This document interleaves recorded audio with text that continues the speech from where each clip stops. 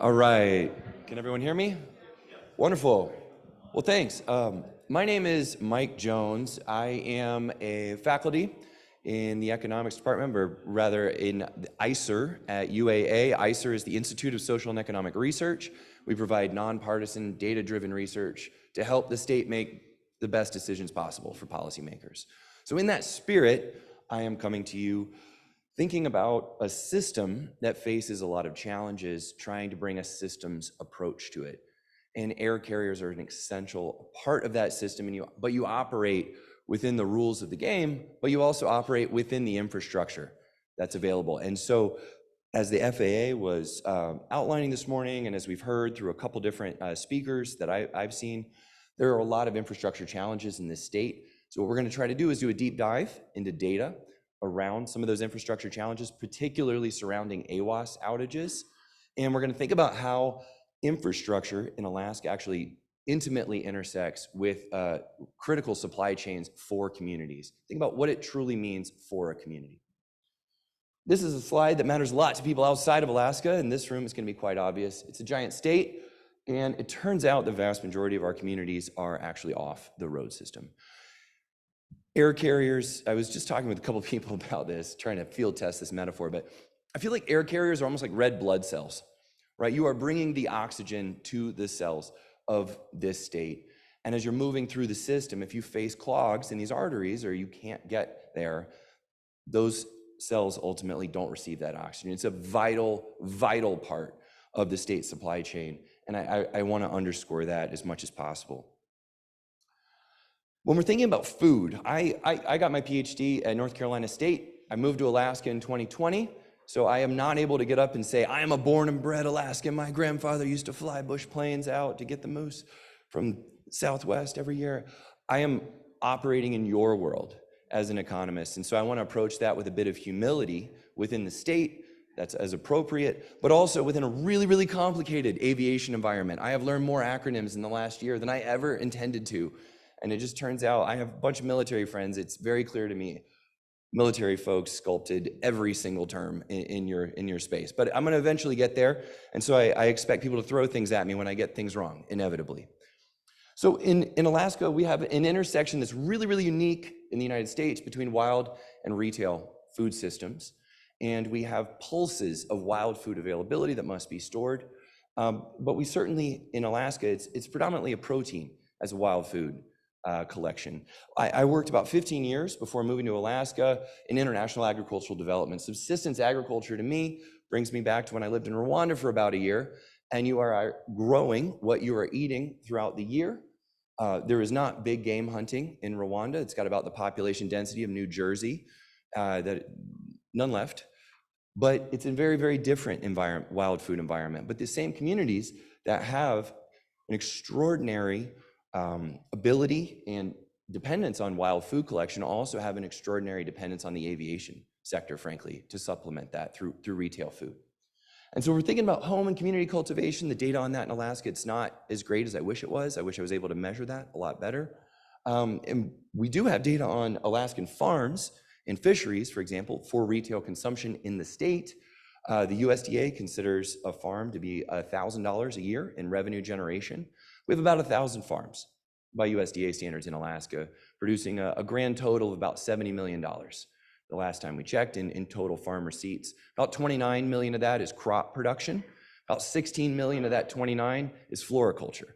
We have about $15 million total in agricultural sales, specifically in crop production in the States. It's quite low. So what we are bringing in is bringing in things from the outside. Before I moved to Alaska, I have never seen the outside capitalized. You guys don't think about this living in Alaska, but I'm reading an ADN and so-and-so came from the outside, capital O. So it's seen as importation. I promise you, Kansas doesn't think about importing things from Nebraska, but we are in a very different supply chain situation here where it really is a vulnerability of that supply chain. So as there was a governor's task force, it was the Food Security and Independence Task Force that was established a couple years ago. I was not around for that. I was brought in as the ISER committee chair. They wanted a food-focused economist. Hi, here I am, on the Alaskan legislature's food strategy task force. That's headed by two senators. Senator Click Bishop actually just handed the reins over to Senator Jesse Bjorkman from the Kenai area, and quite a few others, including Commissioner Heidi Hedberg in the Health Department, and Deputy Commissioner Catherine Keith, who I've worked with very closely, who is actually the chair of the Transportation and Infrastructure Committee, which is where a lot of this presentation material is kind of emanating from. We have these bunch of mandates. They make sense. I'm not going to read off slides for y'all, but what is more interesting is we have these focus areas. And so in the first year, there was an agricultural focus, a local market focus, and then specifically transportation infrastructure. I sat on that committee. Like I said, DC Keith led that committee. I'm actually the committee chair now for food waste, which sort of dovetails into this presentation as well. How does stuff get to Alaska? We've heard that 80 to 90% of the stuff that comes to Alaska, to the state, comes by maritime. Comes through the ocean, and that is true for volume. Turns out if you have a bag of diamonds and you're going to ship them to Alaska, you don't put them on a boat. You send them by air. So when you look at it by value, that is a little more closer to about 35, 37% is actually coming through maritime, and it flips and like quite a bit, particularly in parcel value, it is coming through the air. So it's important to think about what is coming. Certain things are air freighted in general, but even quite a bit of produce. You have a couple days on it, and more than a couple days, frankly, sometimes about a week before it even gets to Alaska. So when you think about food and importation of fresh perishables, that I think we can all agree, most doctors would say that's a really, really good idea to increase your intake of fresh perishables. There's already a challenge by the time it gets to Anchorage. It's already stressed in a way that just the rest of the country doesn't face at all. Now, purchased food then has to move through a system. So it's moving on the road system, but also quite a bit off the road system. And about 1/4 of Alaska's population is depending on that aviation system. And I want to note, pulled this from the T100 statistics, we have the highest outright, forget per capita, right? Per capita would obviously shift this quite a bit, but we have the highest intrastate volume of freight and mail of any state. We outbid California by a bit. There's Alaska, California, Hawaii, Texas, Tennessee. I almost ran this in per capita numbers just to make a point, but I think the point is a little self-evident. What does that mean? It means things cost a lot. We talk about food costing more in Anchorage. National average to spend of your household budget to spend on food is somewhere between 10 and 12%. In Anchorage, which is where you find most of the data, right? Even the USDA, when they publish their SNAP budget, they have every state. And then you click on Alaska and Hawaii. And then you click on Alaska and it just says Anchorage, the Anchorage budget. They don't even try because it's really, really hard. So what we were doing is we were saying, okay, great. Anchorage's household budget on average spent on food is about 15%. The national average is about 10 to 12%. In a relative percentage, that's about 20% more relatively, right, of your budget that you're spending on food.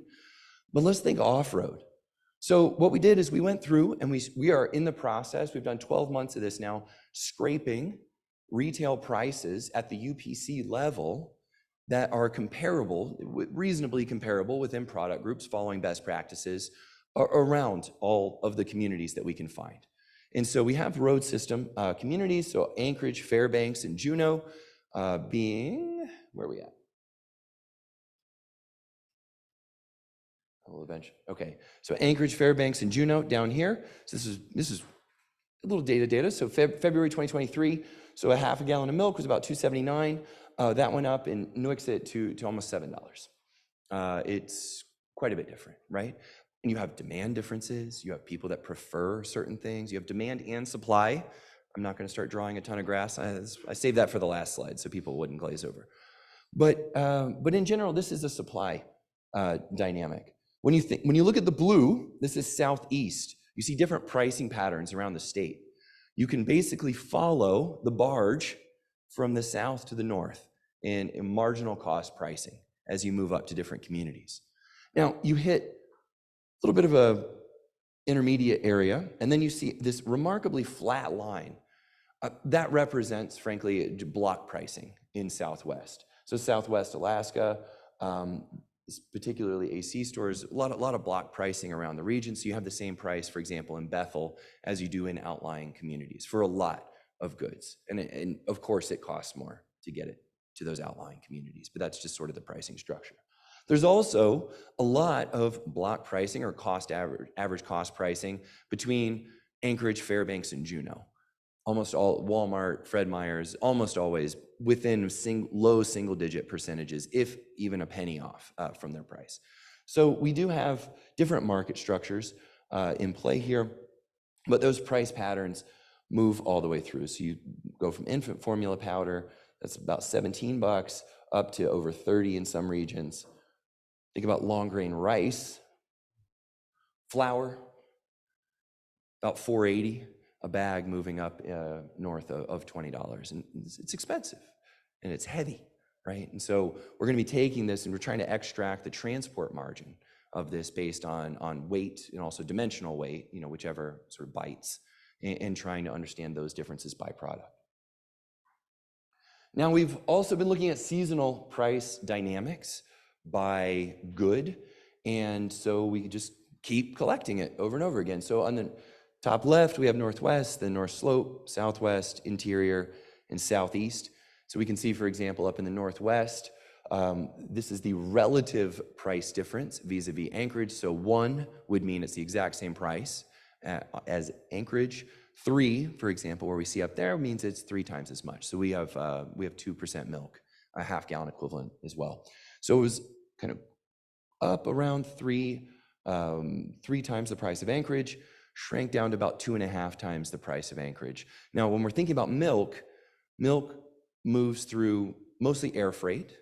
Most of the milk, when you talk to grocery retailers, they're not risking it with bypass in particular, just because it's a little more unpredictable, for example, for some of these like highly fresh produce or fresh perishable products. But what I'm really interested in is by product, how do these price differences, these relative price differences, vary by ability to store, by season, when you might have a barge access, river barge access, or coastal barge access. And so we're going to be in the process, again, I'm presenting ongoing research. This isn't like all wrapped up with a bow yet, but we're going to be kind of investigating sort of those seasonal method of transport availability drivers of these cost differentials. Now, let's think about what's driving potential cost differentials. I kind of alluded to seasonally varying methods of transportation that are possible. Great. Fuel prices, just some basic stuff as well, right? Fuel gets more expensive. Guess what? It gets more expensive to transport things. Now, we also have a labor constraint issue that people are quite vocal about in the transportation space, particularly in the aviation space. That is also true. For example, a good friend of mine runs a halibut fishing charter. He can't find anyone to run kayak trips for him as well. Labor is tough in Alaska. It's really, really tough, and it's gotten significantly tougher more recently. As a side note, I'm also running a sort of a data-driven investigation on aviation labor issues, not by occupation, by industry. And we're going to have ongoing discussions that I really, really want carrier feedback to sort of put context on those data and make sure that we're interpreting things the right way. And particularly because University of Alaska has a very important role in training labor that is meeting the needs of the state. And so we really, really want feedback from carriers in particular to inform that. We're also thinking about quality preservation. When is the happiest time to be a tomato going to rural Alaska, right? It's a silly question, but it's kind of an important question. And so when we think about time varying pressure, which is temperature driven, overwhelmingly it seems, and weather driven, shockingly, like everyone in this room knows, it matters, and they build that shrink into their ultimate prices. And so this stuff does matter for the cost of living in rural areas. We have AWAS issues. We're going to do a big deep dive. Also seasonality, all the modes of transport, but as well as temperature. And also market structure and competition. Market structure in the aviation industry has changed a lot since 2002, in particular, anecdotally. We have data on that through T100. I'm also running sort of a research report on sort of the shifts in the market structure and the shifts in market concentration for routes over the last couple decades. Not for this presentation, for just in case you're interested. When can a plane fly? Weather matters. It matters a lot. And when you have FAA mandated infrastructure to provide that sanctioning to actually take off, it matters when that infrastructure is performing.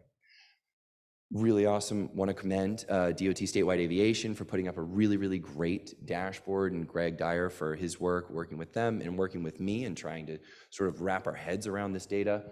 And it turns out they were just talking about 30% of stations were out.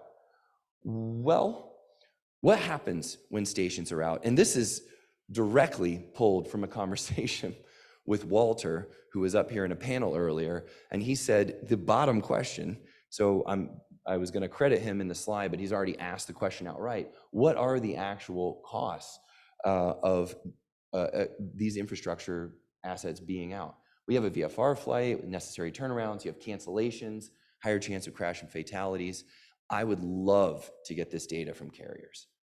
You are the keepers of that data, and I would love to bring your data in an aggregated way, respecting data confidentiality, making sure things aren't identifiable or potentially, threatening for your business, but understanding, at least on average, what these costs are for these turnarounds, so folks can understand the vital economic importance that they are playing in the sector as they're overseeing this infrastructure. It's not about pointing fingers, it's about working collaboratively, but it's about underscoring, frankly, the economic importance of the players and of the infrastructure in the system.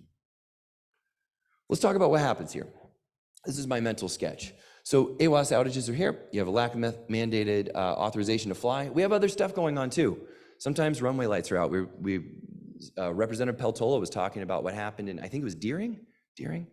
And I saw that on Facebook. All the snow machines coming together to create runway lights. That was so cool, but it's also like, man, runway lights are really important, especially in the winter. There is just stuff going on. It's hard to plow the runways. There's labor issues. There's a lot of stuff going on that's outside of the AWAS outages, but these are sort of one of the key parts of the conversation. What I'm particularly interested in is how this creates backlogs. When we talked about supply chains for alcohol for a while, and we talked about imposing frictions on things moving the supply chain. This is whatever's the exact opposite of that, right? Where you're trying to quickly move things through the supply chain. You have a ticking clock on fresh produce. You just do. And over time, especially when things are left out in temp, we have a lot of degradation that happens that just simply doesn't happen to the vast majority of the Amazon packages. They're not facing the quality degradation that critical perishables are facing. So you have backlogs, but anecdotally, and I'm hoping to put data on this, is that you have an outage in one village, one community. Well, it backs stuff up into the hub. Okay, you just can't fly. You max out pretty limited cold chain capacity, frankly, is what I'm hearing and seeing in the hubs. And then all of a sudden, all the other communities, their stuff can't go in the cold chain facility because it's already maxed out. So you have this butterfly effect of outages in one community actually fairly substantially, anecdotally, again, hoping to put data on it, impacting the food security of all the other surrounding communities. But hey, then that hub gets maxed out. What happens? Stuff gets backed up into Anchorage. And then all of a sudden, a butterfly flaps its wings in an outlying community from Bethel, and an outlying community in Kotz has a tough time getting their stuff.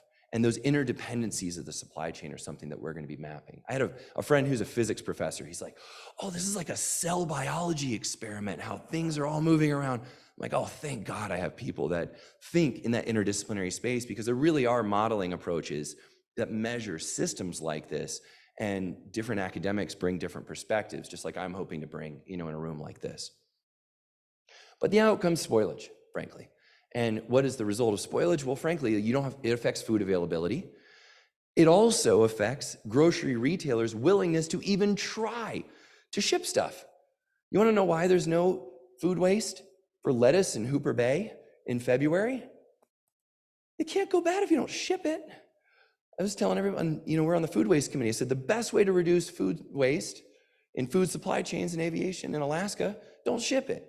Yeah, that sounds ridiculous. Well, that's what's happening a lot of times. They've given up. It's a bad business decision.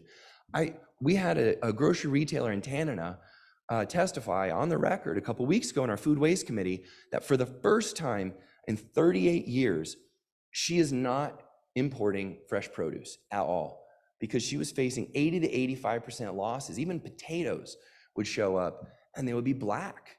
And apparently potatoes can ooze. I don't really hang out with potatoes long enough for them to ooze usually, right? That's not my thing. But they do when they sit there and they face these extreme temperatures. So you have a reduction in the amount people are even putting into the system. You have a degradation sometimes of what is moving through the system. And then that just gets built into either the Q or the P. We love quantities and prices in economics. You have reduced quantity, you have increased prices. Well, let's talk about measuring this data. This is the AWAS outage data in Alaska pulled for the last 6 years. Daily outage counts broken down by full, reduced service, or where redundancies exist. The extent that those redundancies actually allow for things to move is sort of in question, frankly, because it's pretty context specific from what I'm hearing. But that 1/3 number, yep, there it is. About 50 something AWAS stations were out for basically the entirety of the calendar year for 2023. The full outages and reduced service outages, we see some patterns there. It seemed like it was declining a bit in 2022.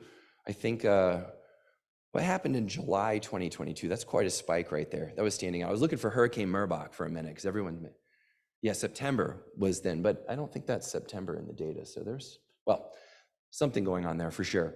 So breaking that down is important, but let's also break that down. Is there any way to shift that to the left side?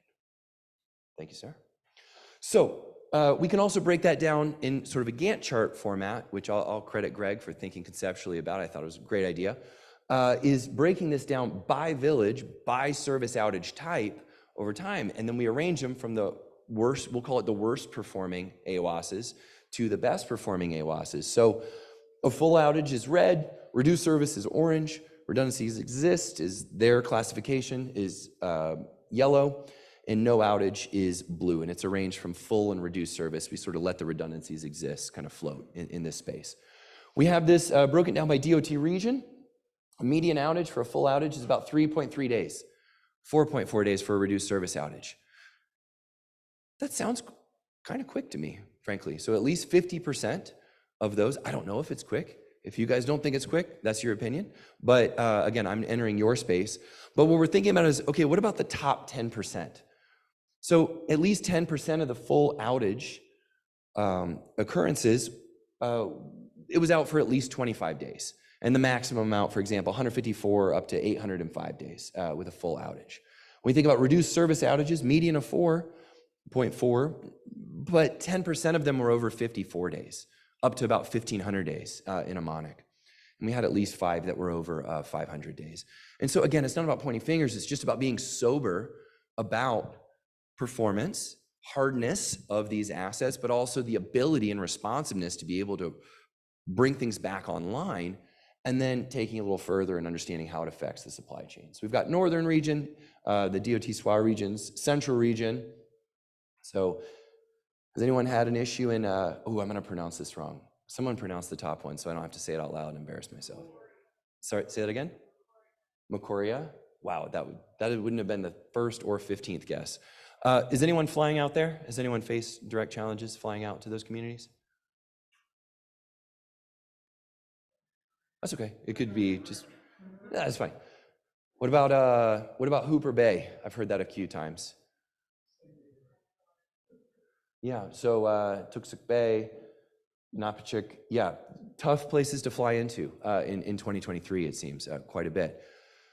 Okay, so we know this is happening. We've got it by South Coast, and again, the FAA has these slides. These are out there. If you'd like a copy of these figures, please just ask me. I'm more than willing to email this to whoever. Other management, whatever that means, public airport, other government, other local government. So we've got it for all of them. And one of the first questions was, okay, what's driving these station outages? Full outages, mostly equipment. So the code category is 80, 81, 82. I'm becoming a little more proficient in some of these categories with Greg's help, frankly. But 71% or 72% of full outages were some sort of equipment failure. Only about 4% were telco issues. However, when you think about reduced service outages, overwhelmingly telco, about 1,000 instances of reduced service outages. Telecommunications and redundancy in that space seems critically important, just first glance. I think anecdotally we agree. Hopefully the data, the quantitative data helps us agree. And when you think about where redundancies exist, that is almost exclusively equipment. Again, which exact equipment it's in there, it's in the process of being analyzed. But you know, the hardness of this, the hardness of these units and the on-site redundancy of these units, if it's really hard to get out to all the time, redundancy in the units to give someone the ability to take the time that they need to get out and keep things operational. I mean, just thinking strategically, that, you know, is probably something to bring into that conversation. Now, we'll break it out a little bit differently. And we have, you know, if you guys are the red blood cells bringing the oxygen to communities in Alaska, the USPS bypass is at a minimum the pacemaker, keeping that heart moving in terms of, I'm sure you've all dealt with the logistical directors within USPS bypass. If you're working in the bypass system, it's an incredibly complex system to manage. There is a lot moving through, and there's a lot of reorganization and constant reaction that has to be occurring. So we've broken this out by hub and spoke community based on the bypass communities. And so if you're interested in that as it services your market for bypass, when you're thinking about what's driving abilities in delays within the bypass system for your reporting, again, these are just figures. These are here. Now let's connect this directly to the retail food system. Kyle Hill is the head of the Alaska Commercial Company. I'm just going to time check here. Okay. Kyle Hill's the head of the Alaska Commercial Company, and he sits on the task force. He was on the Transportation and Infrastructure Committee, and he's been involved quite a bit. And he said, I want everyone to know how much I'm losing. I mean, he has quite a strong business interest in sort of amplifying how much he's losing. And he said he's lost about $1 million just in at-cost produce over the last couple years. And I said, hey, do you have data on that? I like data. I like to connect data, especially data sets that don't usually talk to each other within a systems level challenge. He said, yeah, I'll give you data. Sounds good. So we went out to Bethel, and we were kind of like checking out his system, checking out supply chains, talking to carriers at the airports. And then I took his data and broke it down. And what you can do is you can see the seasonality in spoilage. This is the shrinkage at cost shrinkage over time. Produce, it spikes in the winter. And again, when is the happiest time to be a tomato? It turns out April and October, right? Especially a strawberry. These are sensitive products. They just are. So in the winter, it's a challenge. In the summer, it's a challenge. And these are not freeze. These are chill goods. And so refrigerative cold chain assets become insulative in the winter. You guys all know this. A lot of other people that I keep talking to, it's odd to explain to them that a refrigerator is an insulative asset. It's a warming asset in a lot of ways. Hangers do hang out at temp, but honestly, the recommended temperature for a lot of these products are a lot lower than the ambient temperature in hangers, unless they're in the 33 to 35 degree range. That'd be pretty cold. So we do see in the data that supporting this narrative of seasonal peaks. And so what then we did was we took all the UPC. He gave me 5 years of UPC level losses. So like, Fuji apples, like not just apples, but 53 UPCs that relate to apples, 5 that relate to bananas. And our team worked to streamline those with what the USDA considers foods. You take 53 UPCs of apples in the AC system and you turn them into apples, raw. And that matches into what's called the USDA Food Data Central database. That is a repository of all of the nutritive value of all foods that are sold in the United States, it's incredibly complicated or complex and detailed. I can tell you the milligrams of selenium that were lost, or I will be able to once we crank this out. And what we were able to see is over the 5-year period, about 1.3 million servings of fruits and vegetables were non-sellable on arrival. Now, when you take the weight of what was lost, and you have a watermelon, unless you're like a hippo, you're not eating the rind of the watermelon, okay? Like, we need to talk about edible weight. So they have that conversion in the USDA database. And then you connect that to recommended serving size, and all of a sudden you have units that the Commissioner of Health, Heidi Hedberg, goes, oh, that means something to me, is servings of fruits and vegetables. Like 69,000 pounds of bananas sounds like a big number, sure, but I don't know what to do with that number. That doesn't feed into my models. So I found that within science communication, it's all about units that matter to people, frankly. And so that's sort of what we're trying to do in this space. Now, it's increased a bunch over the 5-year period. It's not linear, or it's not constant at all. And I'm working out exactly what's driving that. But in 2022 alone, if you want to jot this down as your top line number, about 360,000 servings of fruits and vegetables were arrived at an AC store and went straight to the dump. Just could not be sold at all. Not donated, not run on the shelf and then rotted. That's a whole mutually exclusive category. So that's a bunch. And so we know what store they were in as well, so we can actually crack this open. So we have about 57,000 servings of fruits and vegetables that went bad on the way to Nome. About 47,000 went bad on the way to Bethel, and it sort of just tapers down. So we're going to be matching this up with a National Establishment Time Series database that allows you to compute the market share in the grocery retail sector in every community, so we can scale this up to a community level, and then also bring that up to per capita numbers, because there's more people in Bethel and Nome, so we need to think about the extent of the problem with it as an intensity of the problem. Why is this really, really important for food security? Well, food security is seasonal for the most vulnerable communities in Alaska. It's also true in rural Alabama, for example. Most food insecurity peaks in the winter. It just happens to peak more in Alaska. So ADF&G, a guy named Jim Magdan's fantastic guy in the subsistence division, he's actually been running food security surveys in rural Alaska for a long time. So food security rises in the winter. Well, it rises in the winter. Why does it rise in the winter? Well, wild food is, especially in the YK area, is overwhelmingly summer, seasonal, and it varies by wild food collection type, and it varies by community. But for a lot of the off-road population, employment is very pulsy and seasonal. So you have the highest number of employed people in a household in the summer area. Subsistence harvest is higher, earned incomes are higher. And then in the winter, incomes are strained. They just are. And when you think about heating degree days, you're just thinking about what's the cost of heating my home? Even with the power cost equalization and subsidization, it's just really hard to make it work financially. And so when you layer on shrinkage and you layer on the cost of shrinkage that just naturally get built in from these retailers, it just makes it that much more expensive to thrive and survive in rural Alaska. So again, it just underscoring the importance of this system. So my research is going to seek to understand quantitatively the performance of these aviation infrastructure assets, and then we're going to get actual traffic data to be able to empirically measure how much that reduces traffic to a destination when that goes out.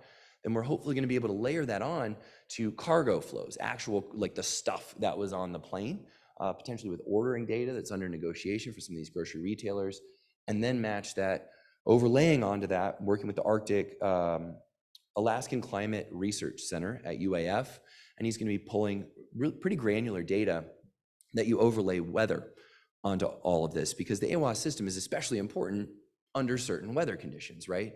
And those weather conditions, unfortunately, peak in intensity, especially in Southwest, right when demand peaks for stuff. PFD season, Thanksgiving, Christmas, it's all happening in Southwest Alaska right when it's that much harder to fly.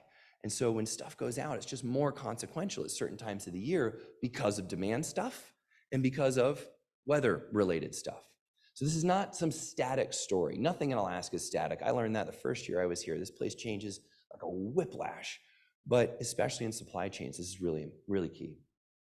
Another way this intersects is there is a Food is Medicine initiative that is sort of a national movement, but this is something the Commissioner of Health, Commissioner Hedberg, is really spearheading, and I'm working with her and Dr. Ann Zink, the Chief Medical Officer, to think about the economics surrounding this initiative. This quite literally involves prescriptions for fresh produce consumption, where it turns out preventative medicine is a good idea, shockingly. Nutrition, solid nutrition, is a foundation for health, and it is cheaper to help people to buy groceries that are particularly healthy for you. Even, the WIC has done this for years, right? This is just basically taking WIC and pushing it forward. Can we reduce overall medical costs, increase overall health by increasing fresh, produce consumption? Well, is it there? That's a real question, right? If a prescription is quite literally written for a salad in a certain community, can that prescription be filled at the grocery store? That's a real question that they're facing right now. Is the food availability challenge in some Alaskan communities so intense that a program like Food is Medicine may not work? Conversely, that's like the negative way to look at it. The positive way to look at it is, man, as we improve supply chains for fresh food products in Alaska, we may have complementary support for people buying these products where we can really improve rural health in the state. But it is an ecosystem effort to do that. The other fun wrinkle in this is I'm learning more about this over time, but Commissioner Hedberg brought up that there's something called a Section 1115 demonstration waiver. The last presenter threw a bunch of statutes at you, so I'm gonna have to throw something official sounding. So that is a new thing from the Medicaid program, where apparently if you can show a brick and mortar infrastructure investment that will be revenue neutral for Medicaid, they will give you that money up front to do that thing. So potentially that could be, I'm just a guy, I'm not a legislator, I don't know all the statutes in and out perfectly, but there could be a new source of funding through the Medicaid program to support supply chain infrastructure to help things move through the system and ultimately be revenue neutral for Medicaid if it's going to improve health metrics and decrease healthcare costs. So that's something we're exploring right now. We actually have access to like all of the state's Medicaid data. So we're kind of trying to understand the seasonality of sort of short-term nutrient deficits, but also thinking more about the long-term diet-related issues like diabetes and cancer and other things like that. You can make it easier to bring stuff from really far away, or you can just shorten supply chains.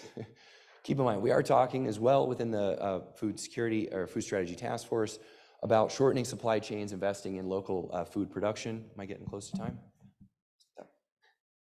Yeah, close enough. I should wrap up soon. Great. So it turns out it's really, really hard to do what everyone immediately goes to and saying, what about indoor farming in Alaska?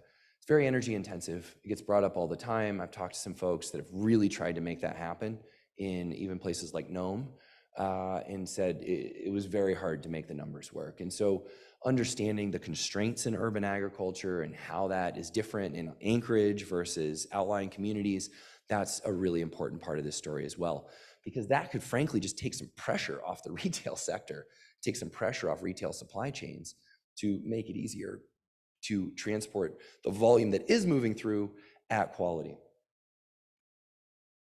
Okay, so there were infrastructure group recommendations up and down, but some were enhancing rural hub infrastructure and transportation, improving overall aviation infrastructure, kind of underscoring the importance of financially supporting statewide aviation's major investment priorities and thinking about runway management and broader DOT controlled assets. Also thinking about bypass mail operations. I know there's a track and trace program that's being discussed within bypass, which is a long story, has a couple of technological hindrances that are also being looked at through broadband expansion efforts and redundancies like Starlink. And people are trying to think creatively, but trying to understand where can the state support that. That is something that's actively being discussed.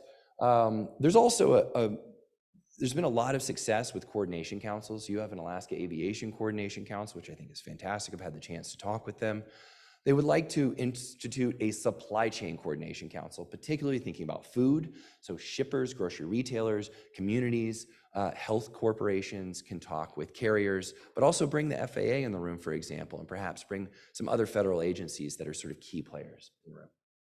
And also food storage capacity, whether that is cold chain, freeze and chill assets, or sort of emergency cache capacities, which is slightly different but related.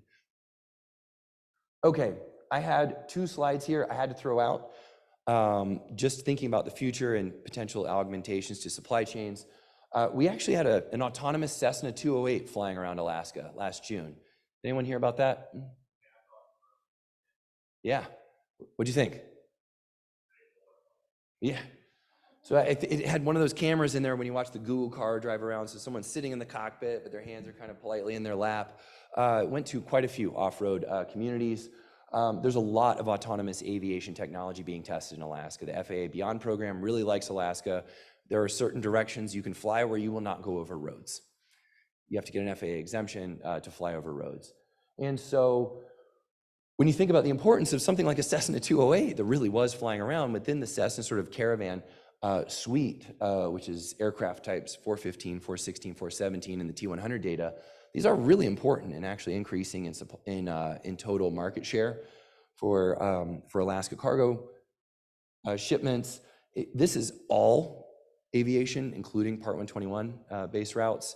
I meant to break this out by spoke, didn't get a chance to. It'd be significantly higher. So these are highly relevant platforms that are technologies that are in development that people are thinking about to support these supply chain constraints. All right, I won't do supply and demand curves for you, but basically, if you reduce costs, increase throughput, you get more stuff and it's cheaper. And so I'd love to start a conversation with you here with any remote time that is left on, maybe they'll give me a couple minutes back from the, yeah, thanks. So about the best ways to think about improving throughput, the best ways to think about reducing shrinkage in transit, and sort of where these problems start, but also sort of where intermediate investments can be made. For example, with cold chain assets at hubs. I've already gone through that, so thank you. This was a ongoing research. There's a lot of people involved in this. A lot of thank yous to make, both within the DOT, statewide aviation. Greg Dyer has been instrumental, and also the team at ISER, and Kyle Hill and Gideon Garcia with NAC, so been quite helpful as well. So thank you. Love to start a chat here.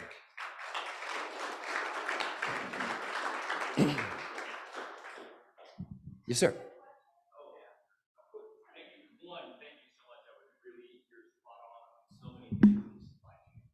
Thank you. I've gotten to spend time up on the North Slope for a lot during pandemic and during that in Utqiagvik and Dead Horse. So the one thing that I would question a little bit that seemed odd is why New Ixit is so high. So I'm just wondering, because their road access a lot of the year. So you might just check into that. You don't even, if you can respond, if you want to respond, but it's not really, not throwing rocks. No. Rocks should be thrown. And I won't do the whole on the one hand, on the other hand thing that economists do. My understanding is that from some of this is that freight rates tend to be higher to New Ixit. And one of the drivers of that has been explained to me, which I think is true, is that New Ixit is not a bypass community. Correct. There's no bypass. Right. And so some of the subsidized rate that could access be, so that that, and that's a good segue is when you're doing the research, the bypass versus freight is a big deal. So like spending a lot of time in Utqiagvik, we'll hit in, I didn't see that you had soda pop as a vital. Oh yeah. I didn't put that as a vital one. I put that as a product category. No. Yeah. That's when we get calls. That's called data transparency. Yeah. So bypass versus freight is a big thing, because sometimes the grocers will make a deal with USPS to have stuff come up, and we get it, and it's going through. I mean, and we're at the end of the supply chain for sure. Anchorage, Fairbanks, Dead Horse, Dead Horse, Utqiagvik, Wainwright, we don't have a chance, but we always get the blame because we're the last guys to touch it. So that's just something to be aware of in the research. No, absolutely. And there's another category on there called chip bags, which pops in the summer, which apparently has to do with depressurization of cabins in certain areas. So there's pop. And then that will segue into Tannerall. I know who you were talking with. Yeah. And the thing in the supply chain to look at too is the local, the agents. So if you can't get somebody that's going to reliably meet the plane, or you don't want to have the store people come meet the plane, or your guy at CSA doesn't call them, or the timing is variable. So there's real things, but that's what Cynthia was talking about. You know, in quantitative research, anecdotes like that are so key to the story are incredibly frustrating. This is the land of anecdotes, by the way. We walked in and people were like, man, we're going to talk about autonomous, because that was kind of why I got brought in. We're going to talk about autonomous. We're going to get milk and diapers to the village cheaper. And the first thing I said was, cool. What do milk and diapers cost everywhere? Like, oh yeah, we don't have that. I was like, crap. Okay. Right. Okay, let's find that. And so it's, and so you start building your data profile, but you get these stories that are important and valid data. It's just so much more convincing when you can quantify stuff, and actually here's the figure, right? And right, exactly. And so you send an autonomous plane into some village and there's freight on there, and the person that's supposed to meet the plane doesn't meet the plane, somebody steals it, or it freezes on the ramp. No, that's a real thing. and so thank God we took this step back, before trying to bomb into autonomous considerations, to be like, what are the key pain points in the aviation industry? Because these labor constraints are much more intransigent than frankly any other. And you talk about, well, unmanned aviation, it's going to help relieve a labor constraints. Well, there's a lot of complementary labor in this system, right? And so this is a really complex space. So if you have data on agents and agent reliability, and you are willing to share that, again, we're expecting data confidentiality, aggregating as much as possible. Please help me bring that into the story in a way that's more comprehensive. So yeah. Oh, I've heard the phrase "everyone knows it" a lot.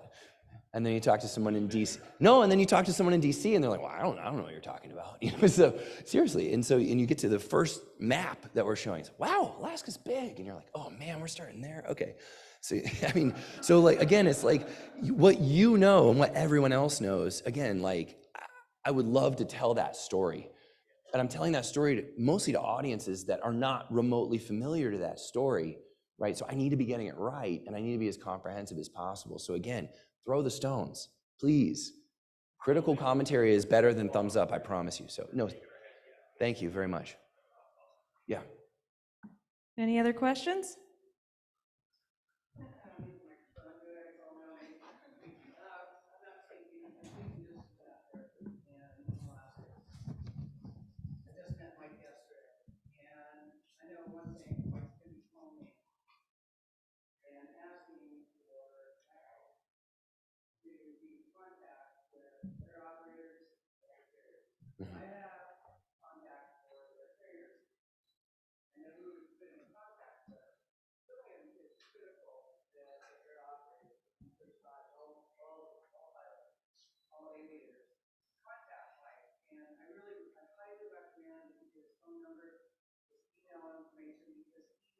Thank you.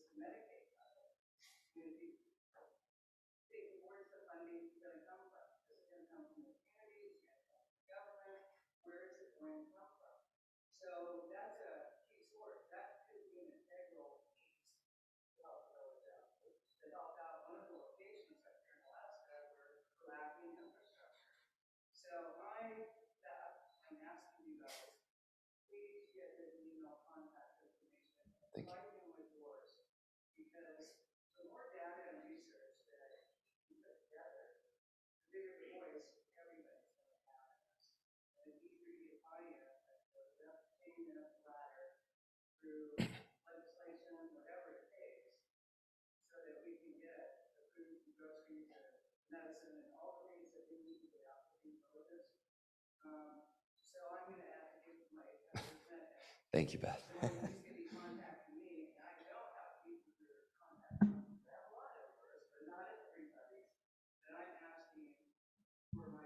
Thank you.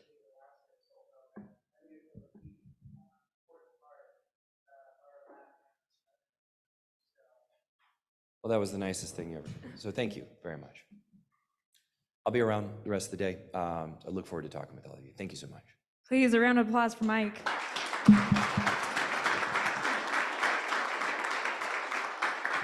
And just so everyone's aware, and Beth, thank you for bringing it up, all of our meetings have been recorded today. So these presentations will be available probably, give us a couple days after the convention, and then we'll get them out to everyone. And then if Mike is good with it, whoever wants the presentation, I'm happy to get it over to you. So please reach out if you're interested in any presentation, we'll pass it over.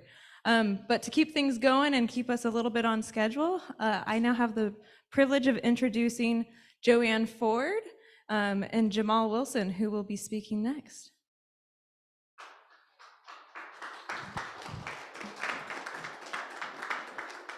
Oh, I'm sorry, Joanne, are you not getting up?